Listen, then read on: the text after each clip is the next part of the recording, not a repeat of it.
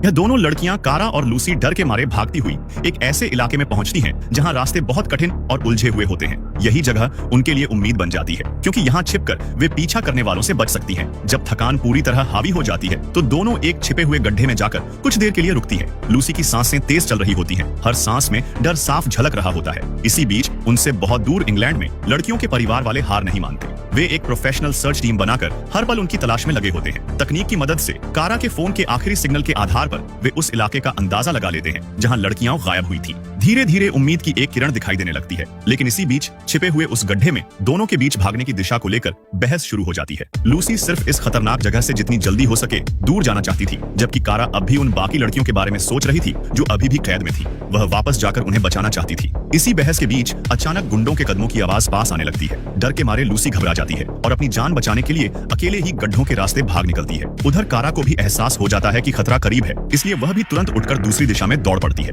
इस तरह दोनों अलग अलग रास्तों पर बंट जाती हैं। कारा तेजी से उबड़ खाबड़ रास्तों से गुजर रही होती है, तभी एक गुंडा उसे पकड़ लेता है। वह उसके बाल पकड़कर उसे बुरी तरह मारने लगता है। हर वार बेहद खतरनाक होता है और ऐसा लगता है कि अगर कोई मदद नहीं मिली तो वह बच नहीं पाएगी। तभी जब वह गुंडा चाकू उठाकर हमला करने ही वाला होता है, अचानक लूसी वापस आ जाती है और एक पत्थर उठाकर उसके सिर पर मारती है। इस मौके का फायदा उठाकर कारा खुद को छुड़ाती है और जमीन पर गिरे हथियार को उठाकर पूरी ताकत से उसके पैर में घोंप देती है। दर्द से वह गुंडा बेकाबू हो जाता है, लेकिन अब दोनों लड़कियां भी डर और गुस्से से भर चुकी थी। वे मिलकर उस पर टूट पड़ती हैं और बिना रुके उस पर हमला करती हैं। आखिरकार वह गुंडा जमीन पर गिर जाता है और गुस्से में कारा चाकू से उसके मुंह पर आखिरी वार करती है, जिससे वह दर्द से तड़प उठता है। इस खतरनाक गुंडे से छुटकारा पाने के बाद दोनों एक पल भी रुके बिना वहां से घबराई हुई हालत में भाग निकलती है। धीरे धीरे रात हो जाती है और पूरा इलाका गहरे अंधेरे में डूब जाता है। कारा और लूसी गड्ढों और ऊबड़ खाबड़ रास्तों के बीच बिना किसी दिशा और मंजिल के भागती रहती है। उनके पास बस एक ही सहारा था, जिंदा रहने की जिद। जब वे लगभग हार मानने लगती हैं, तभी अचानक आसमान में हेलीकॉप्टर की तेज आवाज गूंजती है। यह उनके परिवार वालों द्वारा भेजी गई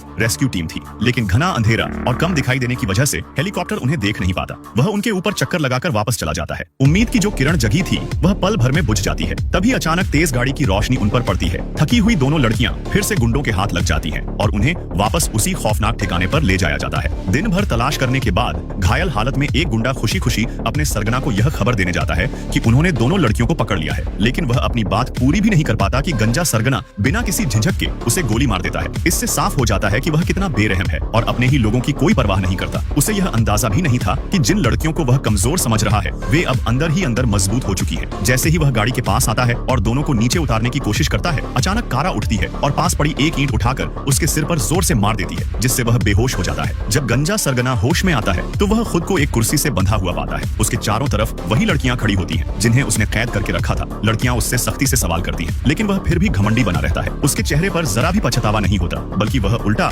उन्हें अपमानित करने लगता है। उसे यह अंदाजा भी नहीं होता कि गुस्से से भरी लूसी उसके पीछे खड़ी है, जिसके हाथ में एक बड़ी कैंची है और वह कभी भी उस पर वार करने के लिए तैयार है। असल में लड़कियां उसे इसलिए जिंदा रखे हुए थी ताकि वह अपनी गलती माने और माफी मांगे, लेकिन जब वह लगातार बदतमीजी करता रहता है और माफी मांगने से इनकार कर देता है तो लूसी का सब्र टूट जाता है। गुस्से में वह आगे बढ़ती है और उस पर जोरदार हमला कर देती है। आखिरकार वह आदमी अपने किए की सजा पाता है और वहीं खत्म हो जाता है। उसी समय फिर से हेलीकॉप्टर की आवाज गूंजती है। इस बार रेस्क्यू टीम उनकी सही लोकेशन तक पहुंच चुकी होती है। जब लड़कियां उस अंधेरी और नम काल कोठरी से बाहर निकलती है और सामने उतरते हुए हेलीकॉप्टर को देखती है तो उन्हें यकीन हो जाता है कि अब वे सच में सुरक्षित हैं। आखिरकार सभी लड़कियां बेरहम गुंडों से आजाद हो जाती हैं और यह फिल्म यही समाप्त हो जाता है। अगर आपने फर्स्ट, सेकंड और थर्ड पार्ट अभी तक नहीं देखे हैं तो पेज में जाकर जरूर देखें, तभी पूरी कहानी समझ में आएगी। वीडियो अच्छा लगा हो तो वीडियो को लाइक और पेज को फॉलो जरूर करें।